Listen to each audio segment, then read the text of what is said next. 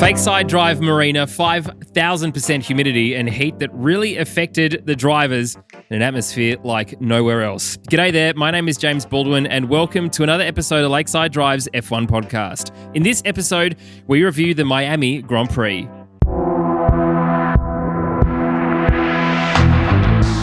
And I'm joined by my friends and yours. It's in person, Freya. G'day, mate. Doing very well, and not in person, sadly, but the light of my life, Tommy T. G'day, mate. G'day, guys. How's it doing? Doing very well. Thank you for being here.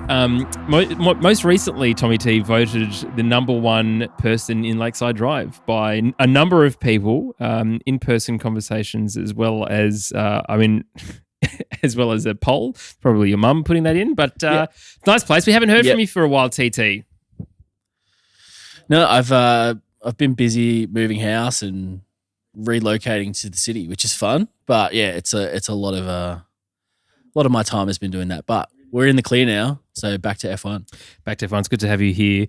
And Freya, of course, we were in Miami together. We didn't go to the track. There was no way on hell that I was going to spend that much money on a day pass. Tommy T, I think, how much was the day pass that it cost you for your one day in the Oz Grand Prix? I think I got a grandstand over the backside on the Lakeside Drive, and it was like $89 for a day. $89 is the cost of one beer, I think, and Australian. The cost is absolutely ridiculous in terms of pricing. It was $500 US for a GA admission ticket just for Sunday. Absolutely ridiculous. But needless to say, lots of people went. The new F1. Yeah. Lots of people spent the money. Anyway, the vibe, though, around the city, can confirm, Freya, which is where I was going, was absolutely phenomenal, wasn't it? It was, and there was just drivers' faces everywhere, whether it was Daniel Ricciardo selling jet skis or Hamilton selling watches. They were all over the place. So, no, it was a good vibe, and it was different because it's, I suppose, very different in terms of being a new city with a new sport, really. So it was cool to be there. Lots of crypto advertising. Yeah, for a lot of crypto. The made-up companies that sponsor a lot of these teams. Anyway, it was absolutely phenomenal. One of the things that I do want to quickly mention, though, is a shout-out to Sam Sandra, who also wrote an amazing list for us of things to do and see in and around Miami. Absolute legend that you are, John, Tara, and Josh. Thank you for coming and saying g'day to us at what was an exceptional brewery, I'm not going to lie, just up the road from an exceptional coffee roastery, Tommy T, which you would have absolutely loved. What did you describe where we were staying? Wynwood is very... It's very Collingwood. Collingwood. So that works. Think about Collingwood as a football team or as a place. Either way, maybe such a good or not such a good thing, but absolutely fantastic to see you. Thank you so much for coming out. I think what we should absolutely do right now is get into my favourite part of the podcast, Freya, Tommy T's television broadcast review.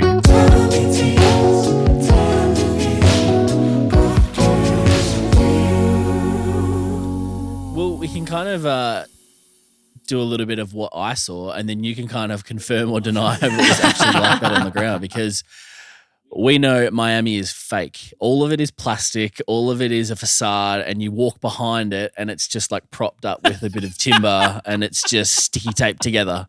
That is Miami. They do it really well. The glitz and glam is a veneer. There's nothing beneath it. But I suppose that's kind of really what it all was, wasn't it? I felt like the whole broadcast was just about, we're in South Beach, but we're actually not in South Beach. We're kind of 40 minutes away in Miami Gardens, which is actually a sport and disgusting. Like, I listen to a radio show that is based in Miami, and they just talk about it all the time. It's like, there's this little South Beach area, which is really, really nice, and then you move away from it, and it is just not what you think. So it was very interesting to see how it was broadcast. I really liked the choice of how they styled the track, the really light blue where they painted all those sections. Obviously the fake marina, which was outstanding.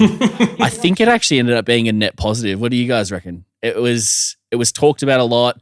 It wasn't as bad as we kind of thought it would be. It kind of did its job. It felt like a boat show, maybe, kind of how it was set out. I think it's gold just because of the amount of content that it's produced, like people building fake marinas in their basements and bathing their children, kind of pretending that was also the marina. So I think, like you said, net positive because it's just produced content, absolute magic. Yep. Fake side drive, absolutely not my call. Someone amazing in Discord. Yeah. Well, not someone. You know exactly who you That's are, but you great. need to go to Discord to find out. One of the moderators, an absolute legend of a Canadian. I think he's a Secret Service detail for the Canadian Prime Minister, who of course is Nick Latifi. He's not anymore because you've just freaking put him on blast. Good one. The not so Secret Service detail. I didn't give it a name away. You have to go to Discord to find that out for yourself. But TT, in terms of yes, the fakeness of the marina and the glitz and the glamour, there were about 7 billion celebrities from A grade all the way through to Z grade, which made it exceptionally hard for anyone else to actually get access to the track, be it media or people who would traditionally have access to Formula One tracks couldn't get media passes. Freya, you met someone coming over who had that as well. Well, exactly. So people coming over working for EA Sports who were literally there with drivers to film content and produce some amazing stuff, and they didn't have media access. So I don't know what you have to do in order to get there. Yeah. Very, very bizarre. But yes, I think the net positive thing absolutely for the foam arena. I'm here for it. The only thing I would be the only thing I am disappointed in is that Antonio Giovinazzi wasn't there to launch it by walking across it in a white flowing robe. That would have been the peak absolute for that. But in terms of the actual broadcast, TT, what did you think? I thought it was okay. I think I struggle with some of the cringy, let's Americanize our broadcast in a way, like referencing Lando's helmet every time it came up. Lando couldn't pick any of the basketball teams or sports teams in America. It's clearly someone in his marketing team's like, you know what you should do for a helmet? A basketball. Like at least Daniel Ricciardo's was like, I watch Ace Ventura. I've watched it since I was a kid. It's something that's important to me. Let's do a helmet like that. Lando's was just someone who was smart in a marketing room going, you know what's really good? Basketball. We should do that in Miami. Because he had no idea what was going on. It was just kind of, I don't know. But then for the broadcaster reference it, he should take off his helmet and bounce it while he's on his long walk back to the thing, and just these cringy kind of like, let's Americanize things. It's just be Sky, just be UK, do what you do. You don't have to kind of placate the American audience. Yes, they're stupid, but they're not that stupid. They understand like, okay, yes, this is a very British European sport and that's what we're here for. The amount of people who watch Premier League in the States is astronomical from what you would think it is, and they don't change anything for that broadcast. And I think that's exactly what Sky should do. They don't need to dumb it down for this American audience. They want to watch Formula One because it's Formula One. So that was kind of the one like overarching frustration I had, was this kind of, we're a new audience, and like I get you've got to, I don't know, introduce people to the sport and maybe without patronizing kind of explain some of the rules. That's fine, but I think it's the Americanization and just like it's just cringy. I found it cringy a lot of the time. That was kind of the frustrating, and that was no more apparent than Martin Brundle mistaking a very tall sporting person for the wrong person, and it was just awkward in all the right ways, but also like again cringy. It was just, and that grid walk is always cringy with him because it can go really well, or it's like, oh, you missed, and that was just an awkward interaction for everyone watching. So that could happen anywhere, I guess, but I think just keep doing what you do well, which is being Sky Sports. As much as we rag on them, they do have a pretty consistent product. Just stick to that. Don't change it depending on which location you're in, because that audience is worldwide, not just where you currently are. They also had the correct one-time Formula One world champion on the broadcast this weekend in Jenson Button, and the idiot nowhere near the broadcast, thank God. He did a pretty good job this weekend and helped lift the whole broadcast. Yeah, and Danica as well. She was great. Good to have like another kind of point of view, especially being where they were. But yeah, I can't fault Jensen. He always understands exactly the kind of tone and the kind of feel that should be on that broadcast. So you're never going to hear a bad word about Jensen from me. Ever. No, fair enough. Ever. Anything from you, Freya, to add from the broadcast point of view? I think just the hype was phenomenal. Like we kind of got to experience it when we were there, and it was amazing kind of listening to where the cheering was coming from when they were introducing drivers and that type of thing. So you could very evidently hear the amount of Checo support around us, and that was evident like kind of through the broadcast and the track there as well. few people there supporting Ricardo as well. Definitely popular man in Miami. But I thought it was all right. Like you said, they've overdone it on the American front for sure. I think JB managed to level that out a bit and kind of tone it down and bring it back to something mildly sensible. But I thought the anthem was pretty great. Also, Double Denim just absolutely rocked that.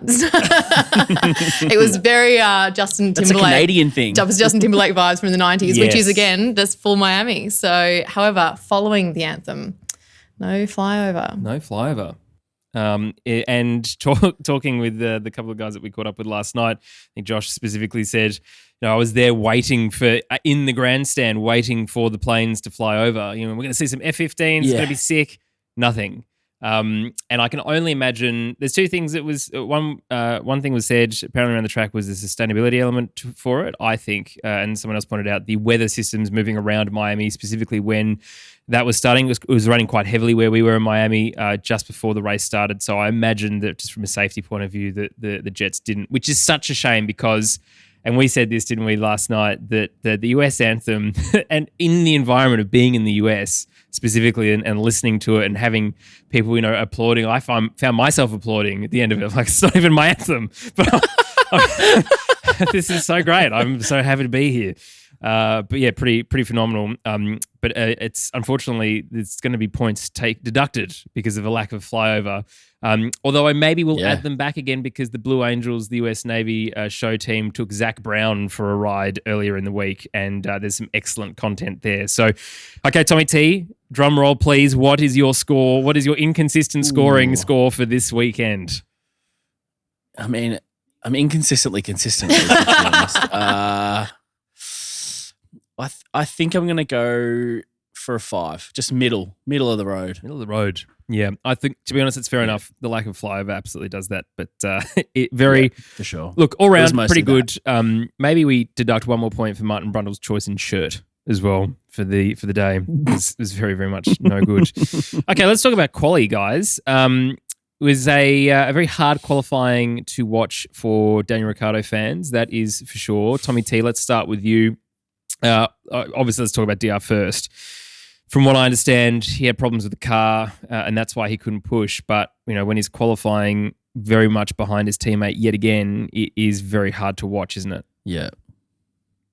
Well, he had a couple of good laps, but then it just reminded me of the Renault days when he would miss out on that final run, when they just didn't plan properly. He wasn't in the right location at the right time to put in that final lap, and this is exactly what happened. He missed out, and he couldn't put in the last lap because it looked like he might have been closer to Lando than we kind of ended up seeing. And Lando put it into the top 5, I think, at the time. And then he got beaten further down. Yeah. But his time was good enough for top 5 at the time. And then it got beaten, obviously. But it's disappointing. I don't know what's going on behind the scenes, but it doesn't seem like there's a cohesive kind of McLaren Daniel front at the moment because he's not really getting these things to marry up like Lando is on qualifying times or on race days. It's just there's something not clicking, and fingers crossed that they're working through it and they can get it sorted out. But these just little unlucky kind of niggles that he's having all the time is just distracting from how good he actually is or when he does have a good performance. It's super disappointing because, like you said, he's got such a massive fan base in Miami and America in general. So they would have loved to see him do something. And you could hear the crowd cheer when someone did something impressive. And I know that the crowd would have erupted if he had managed to put in a good time in that final bit of quali. Yeah, it's hard to watch. It is. Obviously, as you say, Tommy T, niggly issues with the car. There seems to be a bit of bad luck heading his way every race with one thing or another. Yes, we are very much Daniel Ricciardo biased. Yes, he is the better driver out of the two McLaren drivers. If you don't believe that, you're in the wrong podcast. It says it on the tin. But Freya, yeah, it does. We were at MTC. We get to see a little bit behind the scenes from a business point of view, from Zach Brown really trying to wring the most out of IndyCar Extreme E and F1. It's very hard. It's very easy to jump on the negative train, isn't it? When we go, well, McLaren aren't giving Daniel the right car. This is happening. That's everything else. I mean, I don't want to put the conspiracy tinfoil beanie on in terms of him versus Lando, but There has been a lot of conversation around, changing of the guard. Yes, around Formula One in general. We're seeing these younger drivers now outperforming some of the older guard. Unfortunately, Daniel now is falling into that realm, which is disappointing at best, considering same age. But for us as fans, as DR fans, and from him being consistently quick when he has an opportunity to, we shouldn't be putting him in the bin so quickly, should we?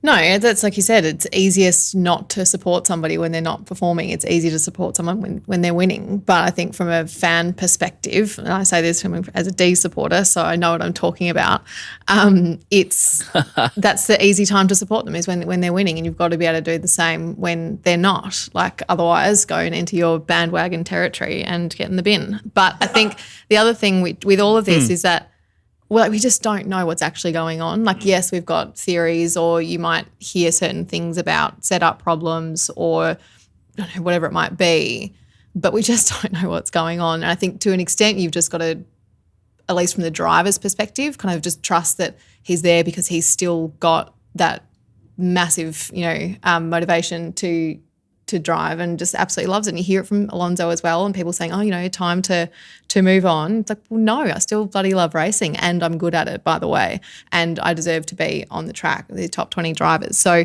I think you've got to know that the time will come when DR doesn't have that drive anymore and he'll make that decision for himself.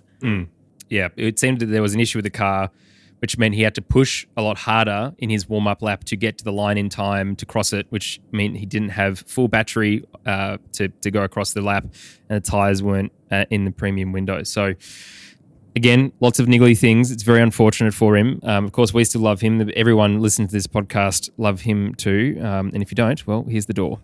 Charles, though, wasn't very happy with his qualifying lap, which is interesting because he got pole, and he said after qualifying, I've got to be happy with it. But if Max Verstappen hadn't made that mistake, we may have seen a bit of a grand slam from Max this weekend. Certainly, Tommy T, the Red Bull did look faster. The problem was through practice as well. Red Bull just didn't have that long running that a lot of these other teams did, and Max was sort of learning as he was going along.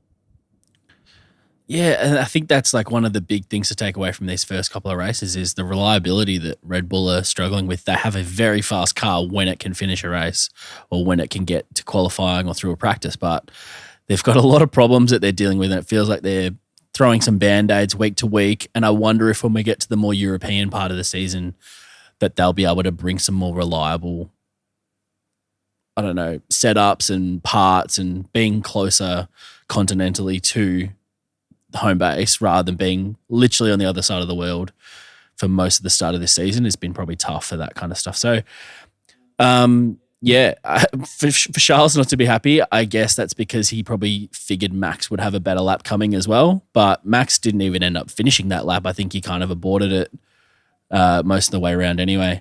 But he did cross the line, and he was on a hot lap and then just faded away, didn't he? Just decided that he didn't. No, he went off the track. I think at some point around 5 or 6, he made an error and just exceeded track limits. So yeah, I mean, there's no point. It did look close though, didn't it, for him to cross the line before the checkered flag for that final lap.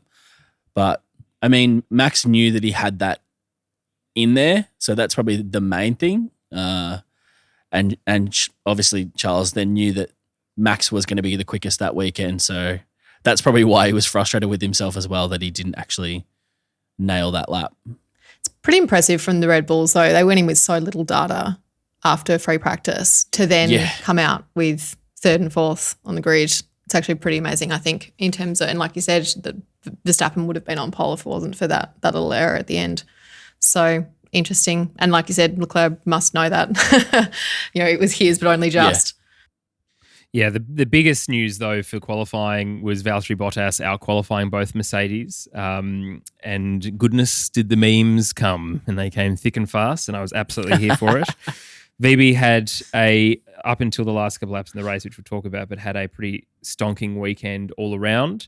TT, he is a very happy boy in Alfa Romeo, isn't he?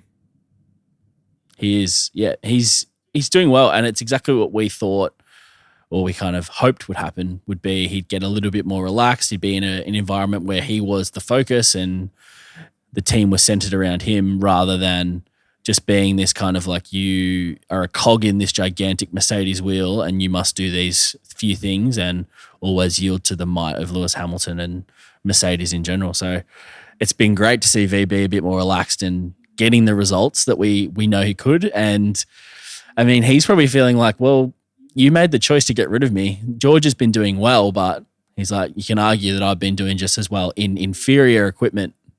Like no one's thinking that Alfa Romeo is actually better than the Mercedes car. And VB is putting in really consistent and dominating his teammate, who is very young, but that's the only competition you've really got. Like we look at a Haas and we'll talk about them later, but that was flipped. Like the young buck is giving the old veteran a bit of a run, and that's not happening at Alfa Romeo. It is quite clearly VB dominating. The other surprise was Esteban Ocon not even participating because his crash in practice was so much so that the chassis was damaged. So a brand new chassis, which was a whole new car effectively then for Esteban for the race, which we'll then talk a little bit about. But yeah, in terms of this pace, as you say, Mick Schumacher out-qualifying his teammate, 15th for him, 16th for K-Mag. DR was 14th. It was interesting with Stroll and Seb Vettel as well. Freya, Stroll was qualified in 10th and Seb in 13th. It seems like Lance has found a little something, to be fair to him, in qualifying. I mean, that Aston Martin is still not so great, but he is still outperforming his teammate in Seb Vettel, who, as we all know, King Seb, but is absolutely now starting on his tail end of his career. Yeah, and I think to Tommy's point earlier, for Stroll, Vettel's the only person he's got to beat. The car doesn't seem to be progressing terribly quickly, though. They're still up and about, perhaps more than I thought they might be at this point in the season. But for Stroll, I think he does look a bit more comfortable in the car maybe, but then at the same time he just goes and does stupid stuff like he did in Melbourne, and you go, yeah, no, you're in the bin. So, yeah, I mean, it's all right. Like, again, with any other team as well, I don't want to see them failing because it's not good to consistently see a team perform poorly. But as long as he's beating Vettel, that's all he can really be expected to do. But yeah, I'm here for Seb to make a comeback in Barcelona. Yes, I think we all are for that. Anyway, it's an interesting qualifying session, of course. Hardly any data for any of these teams, even less so for Red Bull, considering the lack of long running they had in practice. But of course, it all led to Miami Grand Prix, the race. Let us talk now about the race just as a whole before we dive in. Firstly, they might have qualified pretty okay, but then they went ahead and froze the fuel. Aston Martin, geez, I don't know what... I mean, I'm not a mechanic, I'm not an engineer, but if everyone else has got it correct, someone else has not got it correct in that garage, and that is amateur hour, rookie season, all across. You know, they could have absolutely been fighting for points, although Stroll ended up with one, but for both Seb as well. That was pretty disappointing to see, Tommy T, wasn't it? It's just one of these things that shouldn't be an issue, but this is why we consider F1 a team sport, I guess. The drivers can do everything they want, but they've got to have a good team to do these little things, and that's such a big mistake to have to start from the pit lane. It's very frustrating, I'm sure, for the guys who've qualified and the team, everyone else in the team whose responsibility is not that, who's done such a hard job, like getting to that point, to just have some frozen fuel be such a penalty. But them's the rules, and that's how F1 is. It's very much like that, isn't it? Like to the letter of the law. So yeah, disappointing, but it's you just got to laugh at these things. That's what we enjoy about F1 as well. Like it's just this stupidity of some of these things, or like I remember back to the Mercedes when you could play that like Benny Hill music of them running in and out of the garage dressed up in old costumes and stuff. Like that's the funny stuff that we remember. Like these little stupid moments like that. Why is that even a thing that you froze the fuel? It's just F1. Yes, a throwback to them not being able to start the car for Nico Hülkenberg when he replaced Sergio Perez in Silverstone as Hülkenberg 1.0 and didn't even get out, which was very sad to see. The other interesting couple of bits and pieces, we almost had some Canadian on Canadian crime again, Tommy T. There was, look, and I didn't say this at the beginning, let's be very honest, this was a very boring race up until Pierre Gasly made it. He threw a bit of spice onto it for us. And thanks, Pierre. Appreciate that. But we almost had Latifi. Everyone's like, when's Latifi going to crash? Because obviously that is the thing. Freya said, don't make that be your thing this year, Latifi. Too bad, he said. Doing it anyway. She's ruined it. But when we had Lance Stroll and Nick Latifi sort of fighting wheel to wheel, we were like, here we go. Got these two all over again. Freya, though, they kept it pretty clean, and which was interesting and disappointing. Yeah, I was about to say, I haven't actually decided how I feel about that. It was both interesting and, in fact, disappointing as well. But yeah, I was glad to see that Latifi didn't do what he usually does. So that's good. He's breaking his bad juju, as they would call it in Miami. So that was good to see that not happen. The other, there was a couple of wheel taps. It's interesting, isn't it, TT? Brand new season, brand new regulations.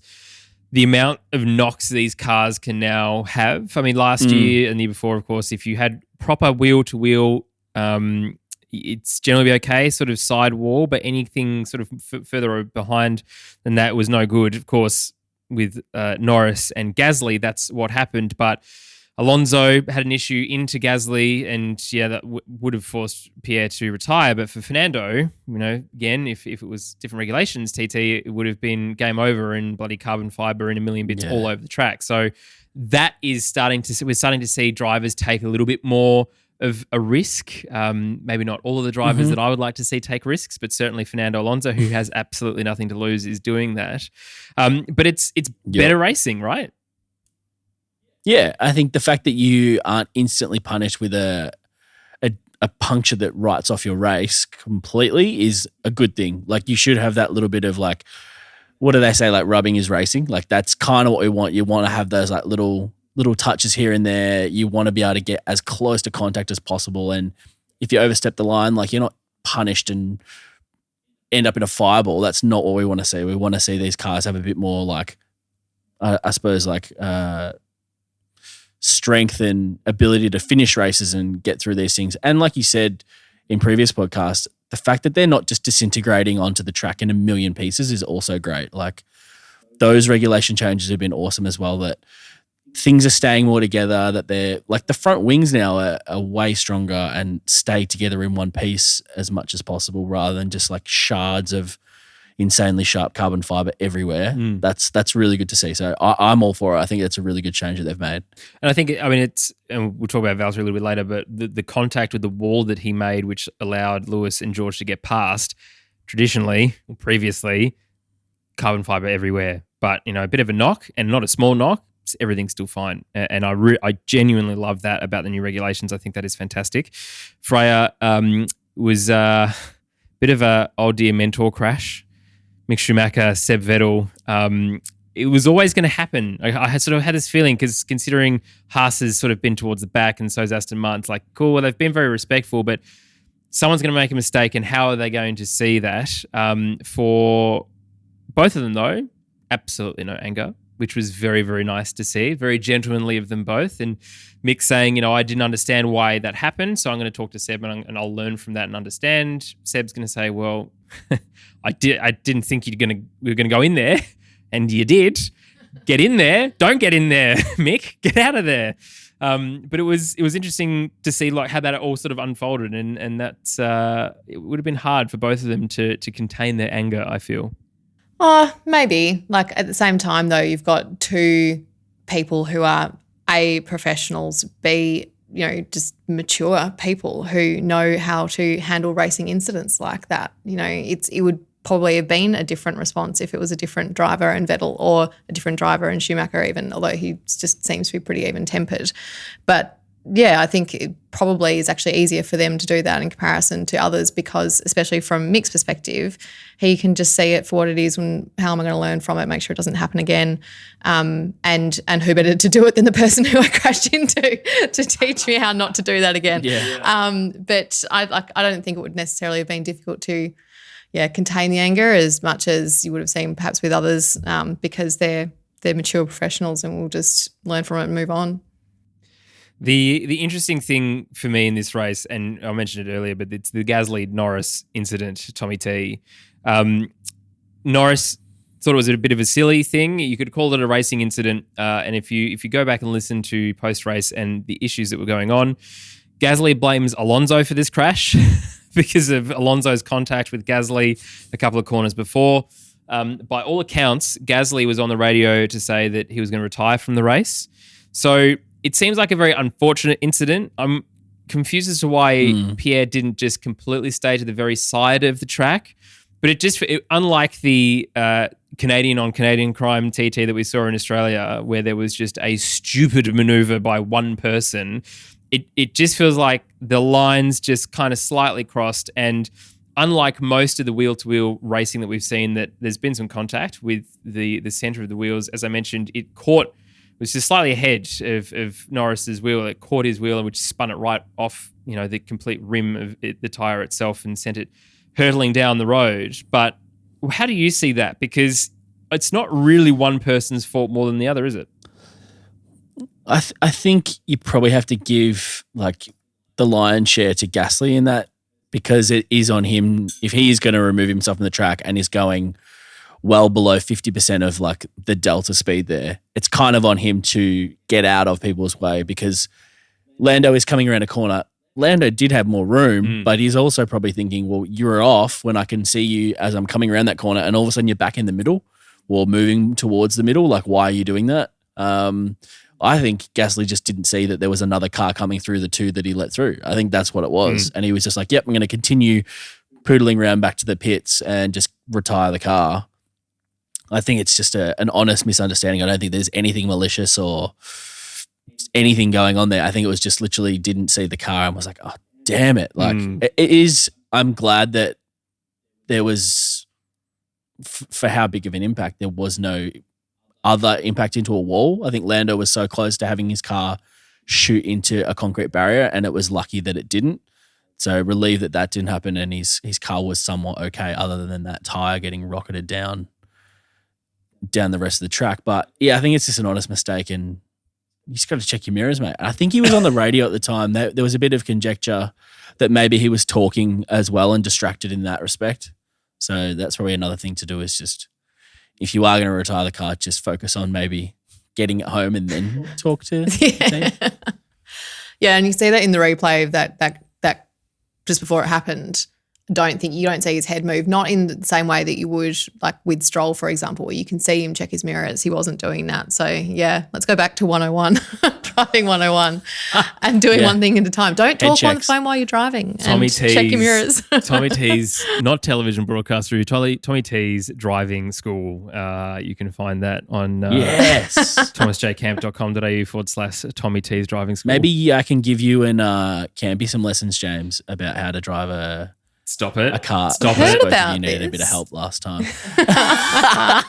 You can give Campy... Campy only lasted 2 laps before his neck gave gave Campy way. some neck exercises so he doesn't lose it in the second. Oh, no, just feeling a bit crook. No, mate, you were slow. You were very, very slow. It was no good. You were taking up all of the track and not for the right reasons. Campy, the back marker. He is actually the back marker of this podcast. Blue flag. Good to get him blue beanie to go with it. Yes, that's very good. Interestingly, so it's one of those things. We saw Freya and TT. I'm sure you saw this too. Race finishes, drivers take helmets off, and they look sick. They look ill. Like heat stroke or something similar, dehydrated. DR did a thing on Instagram to everyone a couple of hours after, back at the hotel, and he still sounded not like himself. It's a very interesting thing to see, because yes, these guys are peak athletes and it's very, very hard what they do, but it was very hot yesterday, very humid. It was really hot. And like you said, every single one of them, when they started getting cameras on them after the race, they looked ill. They were pale. Even under their eyes, you get that shadowy kind of appearance, just absolutely drained with nothing left. Max looked terrible. Claire looked terrible. Carlos just took all his clothes off in the media room afterwards. And then you could hear it in their voices as well. DR did not sound like himself at all, extremely breathy. And yeah, it was really, really hot. And we were talking about, when you start seeing that in a driver after a race, at what point do you start talking about driver safety and where you're racing, when, and that type of thing in terms of just what you're putting their bodies through? And I understand, it's a sport. This is the absolute peak of their sport, fine. But also, we have options. There's so many races. I think there's way too many races. But you have different tracks, different times of the year that you can be racing. And is it absolutely necessary to be racing now in Miami? It's bloody hot.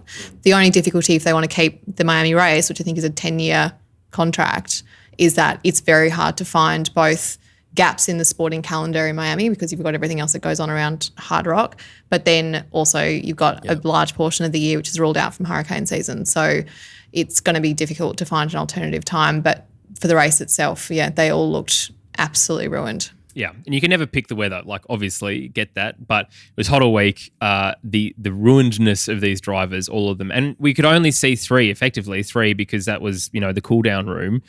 But, with Max entering on whatever that situation was with the Harley-Davidson Highway Patrol, which looked great, but I was very confused how the Ferrari drivers were both there already, and he went the long way around. But they didn't say anything for ages. Max stood there after arriving, the two Ferrari boys sitting down already, and they just stood there. And then finally Max went up to, give Charles a high five, and not because he was half-assed because he was pissed that he lost. He just looked like he had absolutely no energy left. You could see it with the champagne. Anyway, it's just very interesting to me because I think it's, racing for racing's sake. I know Stefano Domenicali wants, as many new races as possible, and some of those ideas are great. Replacing some of those rubbish tracks is a good thing, but the key word there is replacing, not adding. We don't need 25, 26 races for a Formula One calendar, for the main reason that as fans of the sport, no matter where you are in the world, it's not a good time to watch all the time. Yes, okay, Europe, UK generally pretty good.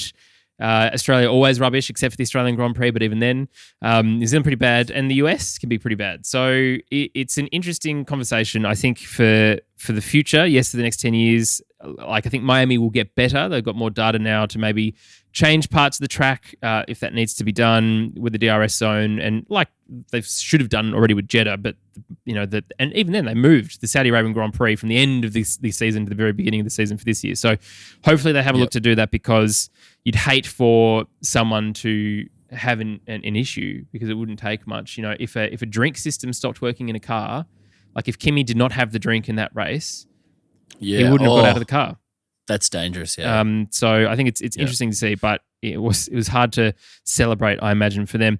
All right, let's go through our team-by-team analysis, as we always do. We'll start at the very back, which is Haas this time, very unfortunately. Mick Schumacher, 15th, and K-Mag didn't end up finishing. And I didn't see this, but the classification is a DNF for whatever reason, but it was, as you said, Tommy T, earlier, the young buck getting up over the veteran. Very great terminology, by the way. I like it a lot.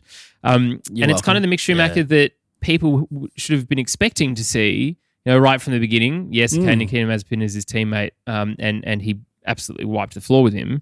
But Mick did some great moves on people, including, unfortunately, Daniel Ricciardo. Yep. I wonder if it was because no one has driven this track before. It's brand new. And I wonder if the younger drivers are more adept to sim work and putting in the practice than some of the older drivers, because this is just how they've had to learn and come up. So much of their racing career as juniors would have been sims and all those kind of things, and they've just grown up with it, like technology that we've grown up that our parents didn't have. I think that's a little bit of what is happening with this younger generation. He was outstanding. His qualifying was really good. Really unfortunate because he was on for points potentially, which would be his first ever points, I'm pretty sure. But really good showing, and it wasn't just like he had an anomaly that made him beat his teammate in qualifying. It was like out and out pace. He was on it, and he was competitive with everyone else. So really good to see, and you hope the Haas team can continue developing that car. And I mean, they're going to be in America a lot more. We've got 3 races next year. We've got another race later this year and a Canadian race. So you really want the Haas team to have a showing, because if they're going to have this kind of turnout for American events, you need the American team to be showing something. So it was a really good start from him. Disappointed he couldn't get his point, but that's motor racing, I guess. Thanks, Michael. But for you, Freya, K-Mag, we still love K-Mag. Of course. But it did not really seem like he could get it together very well for this weekend. No. And I was actually thought we would see more Haas kind of activity around the track and around the city, generally speaking. Yeah. And it just wasn't really there. No. It was everything was Red Bull and McLaren, really. And obviously Lewis's face is just everywhere because it already is. But it was very much a Red Bull weekend. And then there's a lot of papaya as well around. So I thought we'd see more Haas activity, but it just, kind of a bit of a nothing weekend for them, really, and really disappointing for K-Mag as well. Yeah, I mean, and A little bit half-assed. thanks, Tommy T. But it's interesting. Disappointed in myself. That was bad. As you should be. Put yourself in the bin. We'll remove you later. Interesting that, and I think Sandra mentioned this last night as we were having some drinks, that from a marketing point of view, from a branding point of view, one of the few teams to not do a special Miami, special US livery, not livery, but merchandise and that sort of other stuff. And so it's hard for the US team to build this fan base in the US if they're not going to invest in things like that. So maybe that shows the state of where they are at the moment, where they're just trying to focus on literally getting the car onto the grid each weekend. And yes, budget caps are fine. And we of course know what happened at the beginning of the year with the previous sponsor and the previous driver. So there's potentially still some issues around that too. But it's interesting for me, as you say, that Red Bull, absolutely fan-focused. Always have been, always will be. Red Bull activations, free stuff. There was a replica of Max's car in Wynwood. There was a whole bunch of other stuff. The skydiving team, the helicopters, the display planes. It was everywhere. But almost disappointing and a wasted opportunity for the American team to not do more American things in America. Who would have thought? Next is McLaren, which is disappointing again because so far down. And the reason it's so far down is because DR got handed a 5-second penalty after crossing the line. So the stewards had decided because on I think the penultimate lap, the lap before that, he left the track and gained an advantage whilst battling with Kevin Magnussen, which made his 11th place, 13th, which only meant a pointless weekend for him in many ways, more in all of the ways of that word than just the one, but really hard. And we said it just before. I mean, he was obviously absolutely buggered getting out of the heat, but very hard weekend for McLaren. Interesting now to see the McLaren fans, a lot of them, and we're talking about, don't get off the DR train. He never left. He still hasn't left, but there's a lot of people now putting McLaren as a whole in the bin. The absolute legends of fans who are staying true to that are staying true, but there's a lot of fair wins fans from Drive to Survive, I feel, and some of the successes that came from last year, but really not a weekend, Freya, that they will want to remember anytime soon. No, not at all. And it's honestly, it's hard to know what to say. I think with Ricciardo, he didn't seem to – there were moments in qualifying and I thought he – had more pace than we were kind of seeing, but just didn't seem to get it together, and then just seemed to rapidly go downhill. Had an all right start, but then just, it was just so upsetting to see. And then you kind of go Norris, although the reaction as soon as Norris crashed was, excellent, Ricciardo's going to outperform Norris, which is actually what we're all here for. Yes. Not that we want to see McLaren DNF, but it's another weekend that's just difficult as a supporter. But we'll see what happens in Barcelona. I'm not a huge fan of Barcelona track. It's a bit boring. So I fear that it's going to kind of be another one of these weekends, unfortunately. But hopefully they at least get some pace.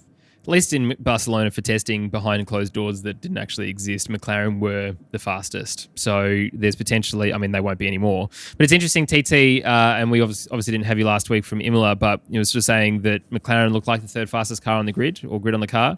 And hopefully we would see that continue through different things. Was it track specific? Was it not? Imola very similar to Australia. Very evidently then, this is Renault 2019, 2020 for DR, where on some tracks he is absolutely incredibly performing well. For others, it's absolutely not. And for Lando, he was probably on for P9, so some good points at least for the team to try and get them along, but absolutely not the third fastest car on the grid this weekend. Yeah, and I think I remember, was it maybe 2 seasons ago when the Mercedes was useless on tyres in hotter temperatures when we went to the desert and things. And I think the McLaren suffers a little bit from that as well. We remember the brake issues. They couldn't quite get those temperatures correct. I think McLaren is going to struggle when the track surface heats up because the tyres will just fall off a lot faster than anyone else's and they can't get them in that optimal window. So I wonder if that's a bit more specific than track specific, more temperature specific. It's kind of been evident so far. So we'll have to wait and see. And hopefully we go back to Europe and that's a bit more consistent for them. But yeah, it's pretty frustrating, isn't it, that last week they can have a good showing and look really competitive, like you said. And I agree. I think when they're on form, third best is definitely on the cards, but they just didn't look like they were, I don't know, even in the mid-pack this week. They were right back down and they looked like they were just clawing for anything they could get. And they were that plucky team looking opportunistic rather than competitive like they should be. Yeah, and when you're getting overtaken by both Haas cars in DR, it's very, very difficult and struggling to get past the AlphaTauri of Yuki Tsunoda, who didn't also have that good a weekend with Gasly bailing out, regardless of the crash or not. After Alonso's contact, Gasly was DNFing. But yeah, Yuki finishing in 12th. This is, it's hard to not... It's hard to not have Pierre in the bin slightly for this, for the reasons that you said earlier, the lion's share that potentially with him. For John, absolutely he's not in the bin, as much as Campy would love to put him there. But for AlphaTauri as a whole, as a weekend, you know, they were absolutely, even in the merchandise store that we saw, the second team, absolutely not the sister team, where the hats were a good $25 cheaper than the Red Bull hats, even being sold at the same stand. Tell me that's not the same team or at the same level without telling me. But yeah, there was kind of a bit of a nothing again. You know, we saw a little bit of Tsunoda only because DR and Lando had some interaction with him, and then of course Lando and having the interaction with Pierre. But it's funny, isn't it, Freya, that AlphaTauri seemed to have dropped off more significantly than we were expecting, considering the inverted commas sister team in Red Bull is so much further ahead in the field.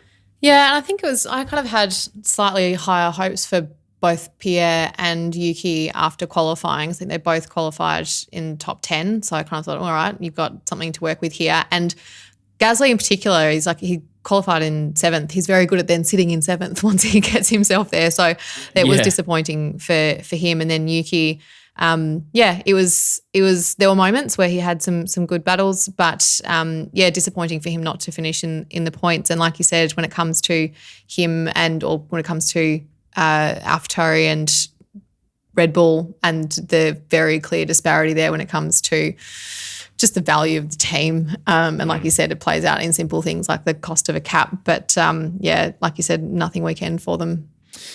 Williams, though, tell you what, that was a something weekend for them. Albon, 9th. Well, he's 10th technically, but because of Alonso also leaving the track to gain a lasting advantage, which I think they should just rename that to the Alonso rule, because it's his favourite thing to do when he has an opportunity to do it.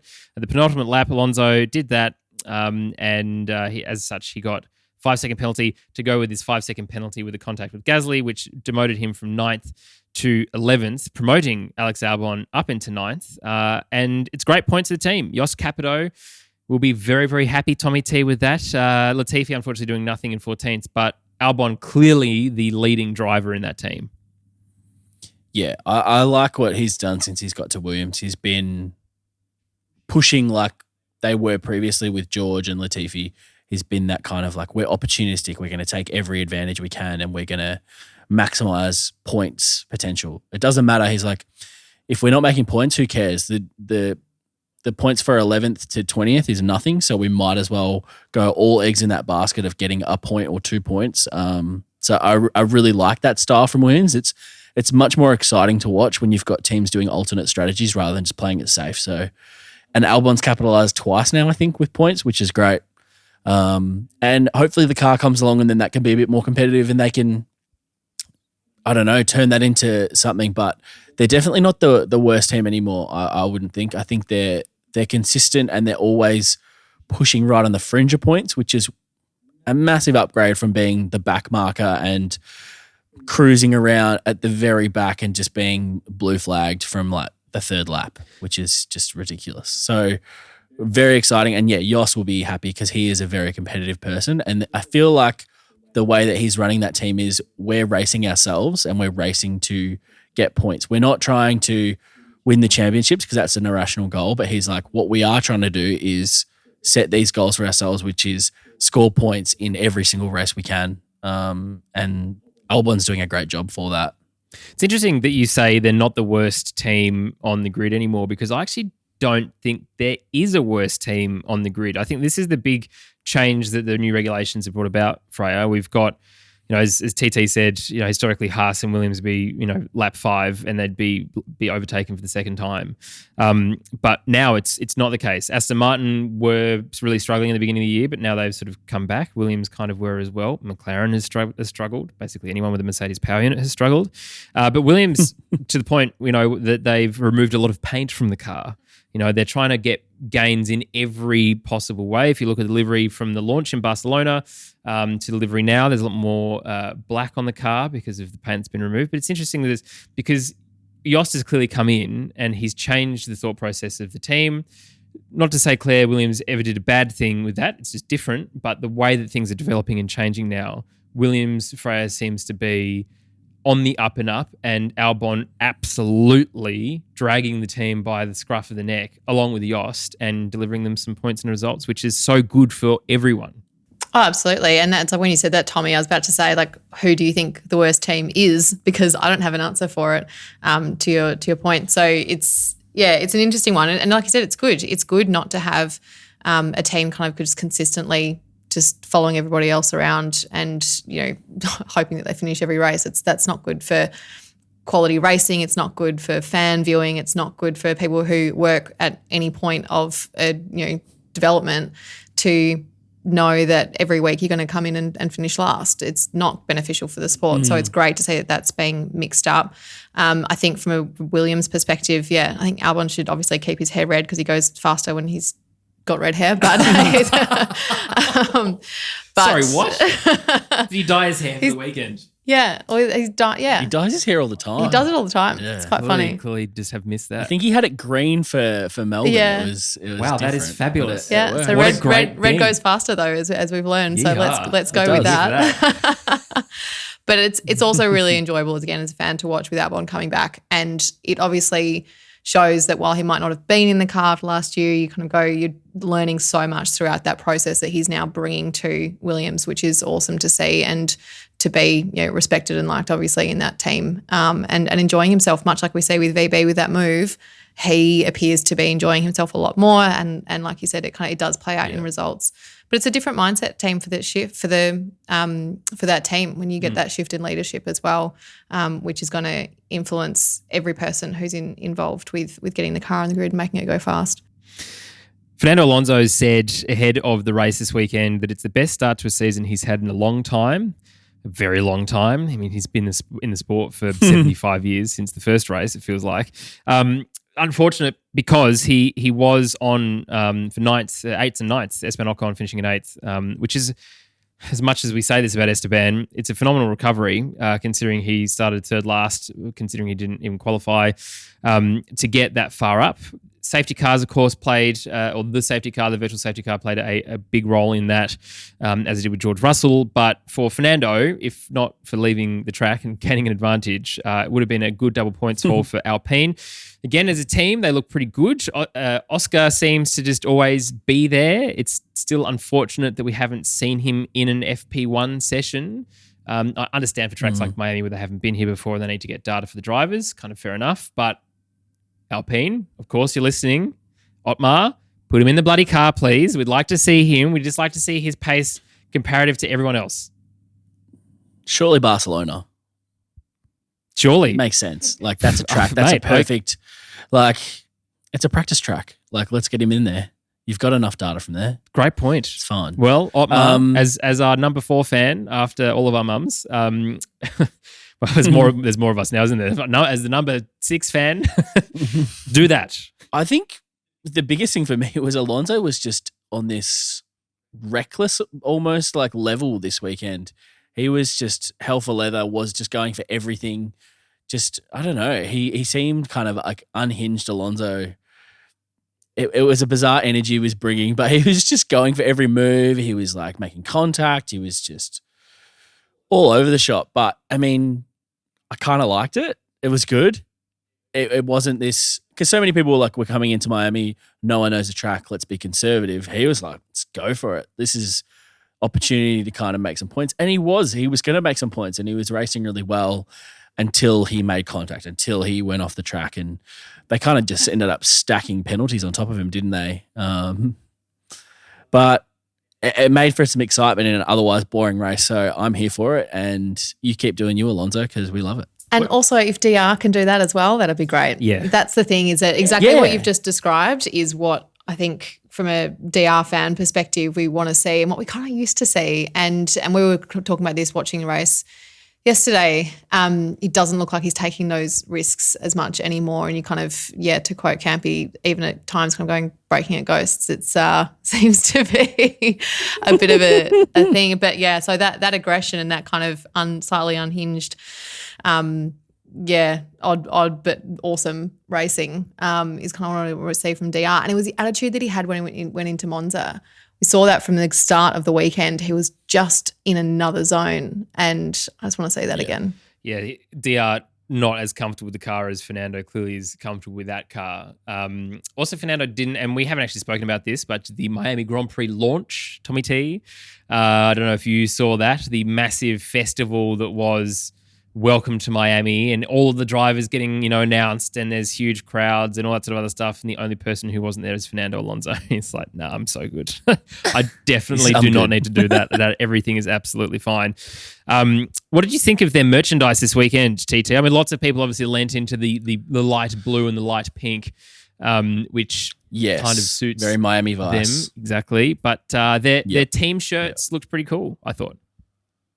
They did. No, they did. I think I would have liked to see some liveries. I saw, we'll go back to AlphaTauri quickly. They had a sick livery that they released on Instagram, and then they only had the kind of shoulder insert that was that. I was like, why didn't you just change the whole thing? Is there rules against livery changes? You're only allowed one a year or something, like helmet? I imagine so. Well, helmets now are completely different, but for livery. Well, I mean, maybe not. I mean, considering McLaren's had 70,000 sponsors on the side of their car being added each week. It's true. Yeah, I think, watch Liberty Media change that, and there'll be a different livery for almost every race soon enough, I reckon. But no, I think the whole embracing of Miami was good to see across all the teams, kind of with their merchandise. And you saw McLaren do the same thing with a black with the blue and pink kind of stripe. That looked cool. I mean, it's America. This is where you are going to sell merch, because everyone needs some kind of physical item to take home. Otherwise, you can't prove that you were there and spent an inordinate amount of friggin' money to be standing in a swamp watching cars go around. Well, you couldn't even watch them. You can just listen to them. But that's just America. The capitalism works, hey? Oh, I love that. I love that so much. It's very funny. Let's keep going. Let's talk about Aston Martin. As we mentioned, Lance Stroll in 10th, Seb in 17th after that contact. Otherwise, Seb was on for a pretty good run as well. They're starting to get their stuff together a little bit, it seems, TT, which is, as Freya said before, you don't want teams just flailing around at the back. They are sharing with other Mercedes power unit teams the worst car of the weekend, let's say, instead of just the worst car on the grid, full stop. But yeah, an interesting time. It's still interesting to me to see the massive vibe shift in Aston Martin because of Lawrence Stroll and the way that is. But for Lance, I mean, he did technically finish outside of the points, and he was only promoted because of Alonso, but he did have a fairly decent showing this weekend. I wonder if he would have been a bit better if it wasn't in Miami. I think if I had to pick one of the 20 drivers who got Miami'd the most, it would probably be Stroll. I think he might have been a little bit distracted with the off-the-track kind of things. It seems like a bit of his flavour. And I think he might have done better in a different location maybe. But yeah, he ended up with a point, but like you said, it was kind of gifted to him at the end.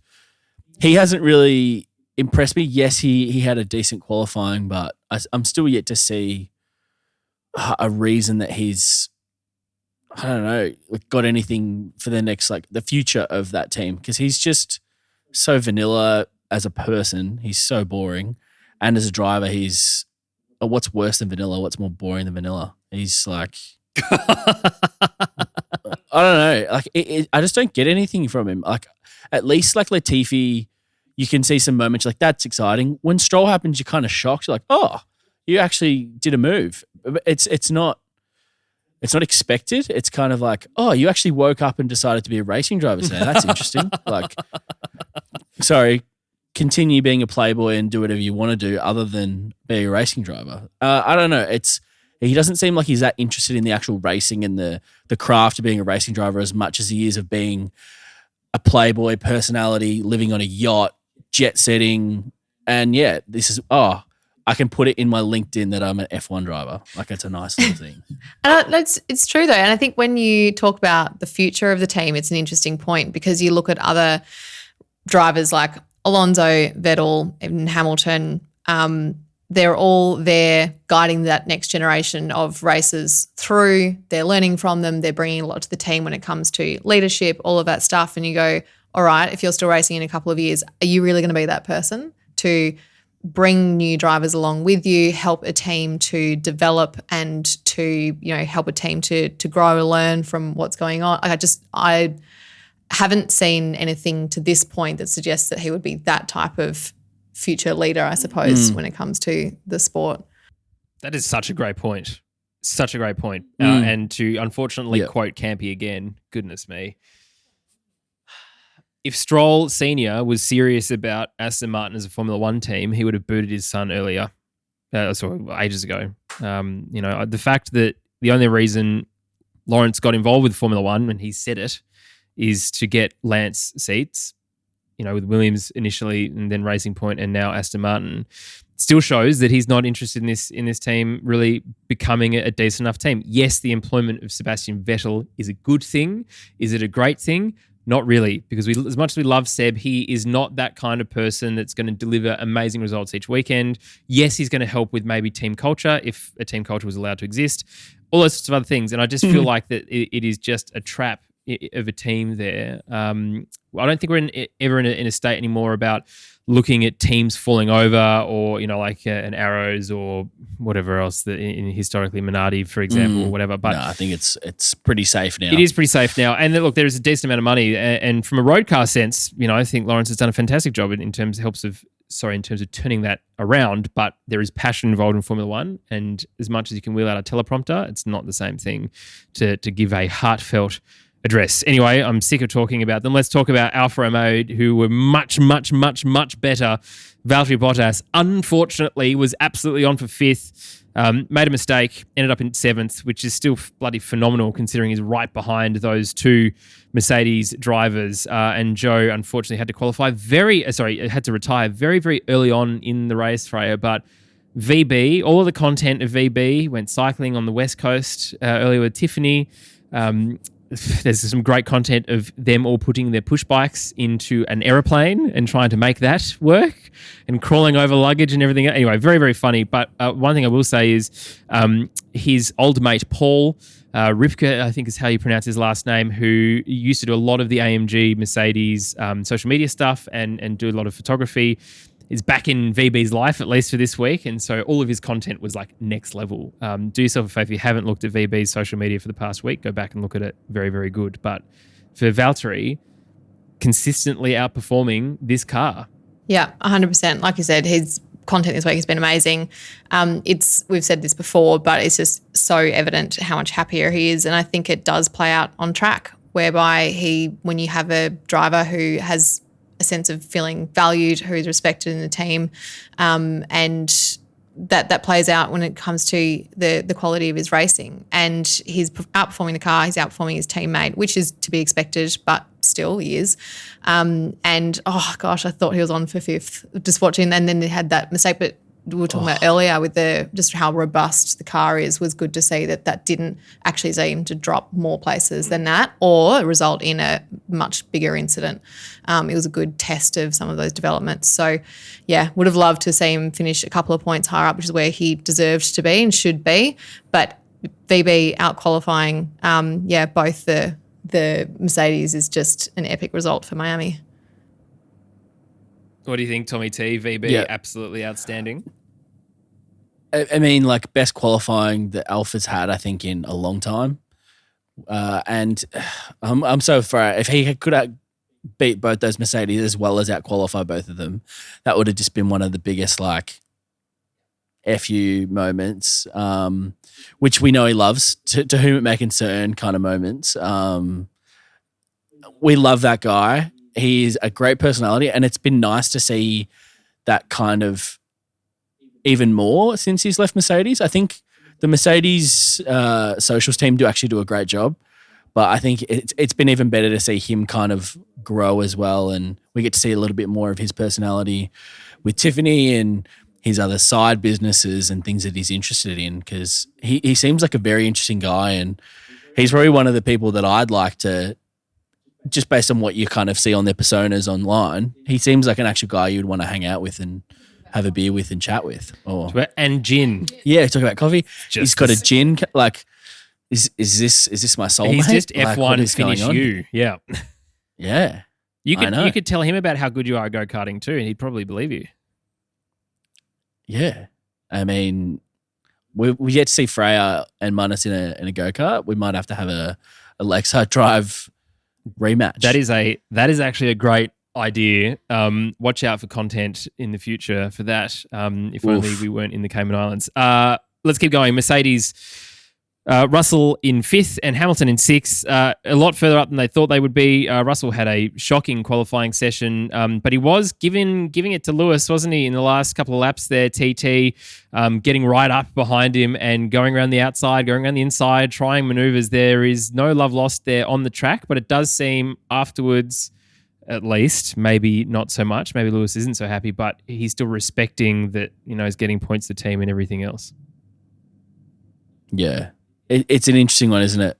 I think we said it from the start. Russell isn't here to be a good little number 2 driver. He's here to imprint, and he's got his career to establish. And Lewis has had his chance, and he's had a great career, and he almost can't do anything to tarnish that now. His career is kind of cemented as multiple world time champion, arguably the greatest we've ever seen. So Russell's now like, cool, you've had that. Like, you can keep trying to do whatever you want to do with your career, but this is my time. I've wanted this seat for so long, and unfortunately now the team's not where it used to be, but he's not mucking around. He's there to capitalize. He's been, I would say, kind of lucky in a lot of these results over Hamilton, who's probably lost out to, I think, 2 safety cars, if not more now, where Russell's gained an advantage, and you can tell that's frustrating Hamilton, but mate, you just need to be a bit more introspective and look at how many times that has helped you over countless other drivers throughout your career when a safety car has benefited you. It is what it is, and it's got nothing to do. It's not the team's fault, and you feel like sometimes over the radio, Hamilton can be kind of accusing the team of making the wrong decision or something. It's like, it's just luck. We don't pick when the safety cars come out, mate. He was just in an opportunity position because he was behind you. He managed to benefit there, so that was what happened. It wasn't a selection thing. It just was luck of the draw. It's quite literally. And if anything, Hamilton should look at like he was on front on track anyway. So on merit, he was in front. Unfortunately, that's not how F1 scored. It's based on these other factors that are out of your hands. Yeah, it was quite literally George saying to his engineer, let's just wait for a safety car to pit. That was it. It was 2 laps, and then, the Gasly thing happened. So he'd come a long way up from his qualifying position to be up towards that point, and he just made the most of it. Which, as you say, is not not saying that George is necessarily outperforming Lewis. Certainly for qualifying, he didn't. It is just luck of the draw. It is motor racing, as you would say, Michael. Let's keep going though, because Ferrari was an interesting one. Freya, we started with Ferrari content of Carlos Sainz hitting his head on the metal fence, trying to do a cool jump through the escape hatch from the track side, which was pretty early on. It sounded and looked absolutely woeful, and it just kept getting worse for him from there. I got really worried after that, quite frankly, not only for his health and well-being, whether he had a concussion or not, and therefore should be racing, but again, just the when you have moments like that across the course of a weekend, what kind of mindset does it put you in when you start a race and you're actually lining up? With that said, obviously one of the reasons that we like him is that he does just get on with the job and gets things done and is an amazing racer, which he then produced yesterday. I was so pleased to see him back on a podium. That made me really, really pleased, especially because I was a bit worried about how he might perform after, a couple of just not great moments over the course of the weekend. So great to see him back on the podium. He had a good scrap TT with Checo, ended up Checo outbraking himself, and which was fine. We wanted Carlos, didn't we, Freya, on the podium? I think we were the only two people in the sports bar who felt that way, and everyone else was absolutely Checo fans, like clapping, like please don't hurt me. But it was a good racing, wasn't it, between those two? But comparison to Charles and Max just kind of once he got in front, it was 6.5 seconds and see you later. Yeah, it did look like that. Red Bull was much faster, but so that's full credit to Sainz for being able to defend, and that was a very kind of very intelligent move that he made to let Checo outbrake himself and run through. Like you could see he wanted to cover off, and he's like, "This guy's not going to be able to pull up," so he just kind of let him do that, and he's like, "Just I'll sail through and regain my position." So just very crafty kind of guy, Carlos, and it feels like. We've said this multiple seasons, I feel like, with Carlos. He does the right things and he just gets this really poor luck. And this was one of those ones like, can he please just get a result to kind of reward the effort he's been putting in, because he just hasn't had those results come this season as they feel like they should based on how quick he is. He's had some frustrating crashes. Feels like almost every week he's had some kind of crash. So, yeah, we love Carlos. I think he's one of the better personalities as well in the sport. He's very funny. Like he's a character, and we like to see those kind of people do well because you want to see that more. And it seems like he genuinely does want to be the best driver he can be. He wants to be the best driver at Ferrari, and he just hasn't been able to put it together this season. So things like this will just build his confidence, hopefully, and opportunities will rise when he can beat Leclerc, and that's what we want to see. Yep. Interesting. Freya asked me the question, if DR is not on the grid, who's your favourite driver? And I think I'd said Carlos as fast as I possibly could, because of his dad, because of how he behaves, because of, everything about him. He just seems like an absolutely great guy. And best hair on the grid. Let's be absolutely clear. He pulled his helmet off, and even though they all looked ill, he still produced an amazing locks afterwards. I was like, how is that still? Yeah, absolutely. Yeah. But Charles Leclerc, look, there was a bit of time, Freya, that there was a bit of scrap with Max. But as I said, once Max got in front, and to be fair to Checo Perez, there was a power management issue going on with his car, which is why Carlos is able to sort of defend from him and sort of keep in touch. But after the safety car restart, it was very clear, like Charles could, for maybe 1 or 2 laps, stay right behind him, but then it was just sort of being built out further and further and further. And Charles just couldn't get anywhere near Max. No, and it kind of looked like he might hold on to him for a moment, but like you said, as soon as Verstappen got in front, that car was just so much faster on that track in comparison to the Ferraris. So it wasn't really much of a battle, I don't think, after that. So yeah, it wasn't terribly exciting, I think, after he kind of made that move. So, and it's not this sort of beginning of the season where we saw Max and Charles, constantly coming back, lap after lap after lap, and of course with reliability issues, Max hasn't been able to complete all of those races. But as Crofty said at the very beginning of the broadcast, the very end, the beginning after the checkered flag, every checkered flag Max has seen, he's been in P1. So yes, reliability issues for Red Bull still are a thing. Let's not forget there's still issues during the weekend, the whole weekend with cars and flames and whatnot as well. So it'll be interesting to see what Red Bull can pull together. Ferrari need to be there, don't they, TT, to be able to pick up the pieces if something goes wrong. Certainly that's what happened with Carlos over Perez there. But for Charles, if Charles is going to keep in touch with this championship, although it is still feels like 40 races away until we're in Abu Dhabi.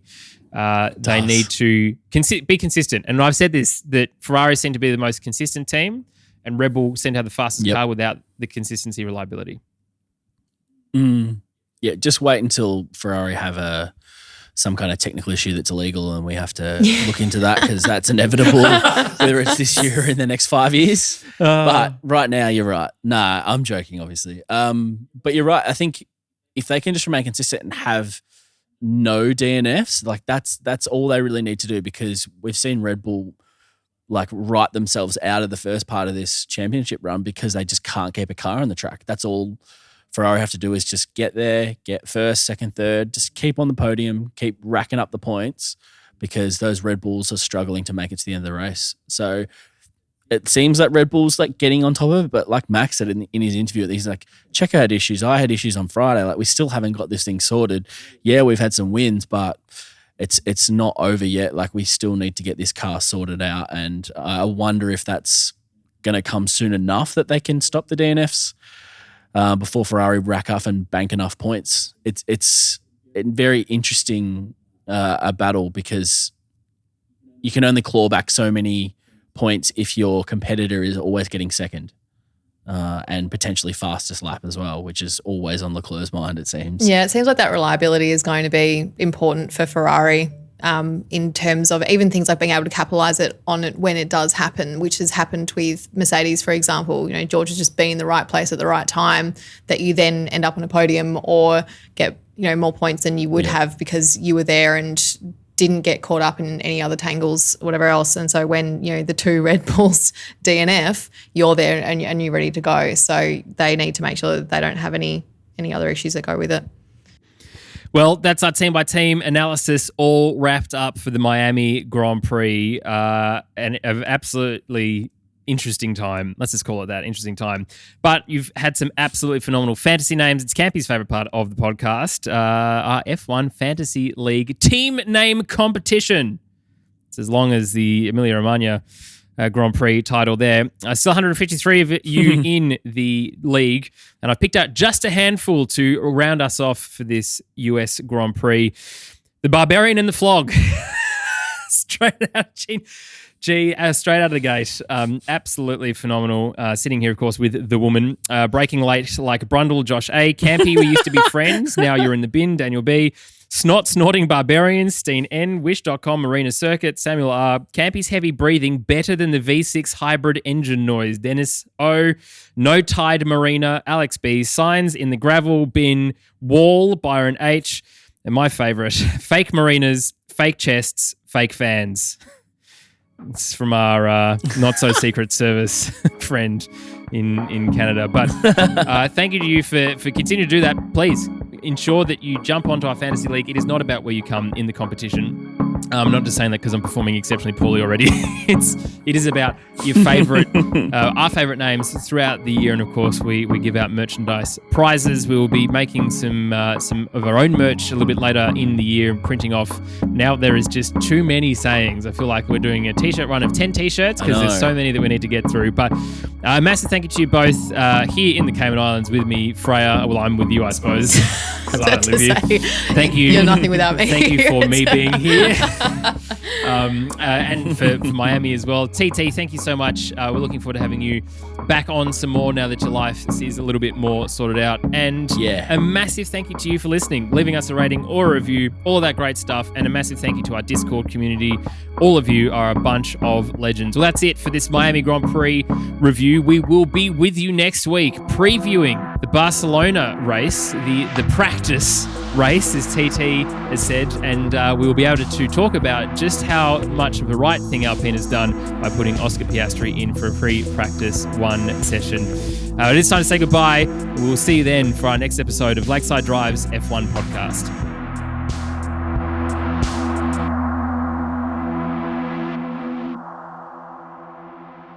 All right, here we go. A fake say... Oh, good Lord. You wrote this. I know.